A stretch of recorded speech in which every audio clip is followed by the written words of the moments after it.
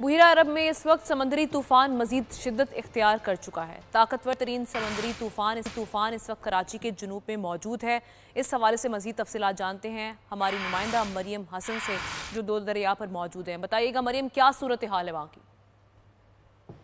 बुहिरा अरब में मौजूद तूफान मजीद शिद्दत इख्तियार करते हुए इस वक्त एक्सट्रीमली सिवियर साइक्लोनिक स्टॉर्म में जो है वो तब्दील हो चुका है। महकमा मौसमियात के मुताबिक इस वक्त कराची के जुनूब में ये तूफान मौजूद है। 770 किलोमीटर के फासले पर मौजूद है, जबकि ठट्टा से 750 किलोमीटर का फासला बताया जा रहा है। महकमा मौसमियात के मुताबिक तूफान के गिर्द और अतराफ में तकरीबन 20 से 30 फीट बुलंद जो है लहरें बुलंद हो रही हैं, और उसके साथ साथ तूफान के मरकज़ के गिर्द जो है 150 से 160 किलोमीटर फी घंटा की रफ्तार से जो है वो तेज़ हवाओं के झकड़ चल रहे हैं। महकमा मौसमियात ने तमाम मुताल्लिका इदारों को हाई अलर्ट रहने की हिदायत कर दी है, और उसके साथ साथ साहिली आबादियों को जो है खाली कराने का जो है वो हुक्म जारी किया गया है कि इन इलाकों से मकीनों की जो है फौरी तौर पर इवैक्यूएशन जो है स्टार्ट करवाई जाए, और अस्पतालों में इमरजेंसी नाफिज कर दी गई है। शहरियों को समुंदर की जानिब आने से जो है रोका जा रहा है। कमिश्नर कराची की जानिब से दफ़ा 144 का जो है निफाज किया गया है, लेकिन उसके बावजूद भी शहरियों की एक बड़ी तादाद जो है वो यहाँ पर मौजूद है।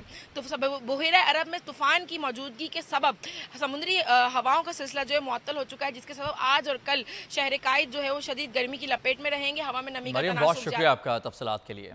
आगे बढ़ते हैं। वज़ीर आज़म शहबाज शरीफ कहते हैं कि IMF की तमाम शराइत पूरी कर दी हैं। उम्मीद है कि इसी माह IMF से मुआहिदा हो जाएगा। अगर मुआहिदा न हुआ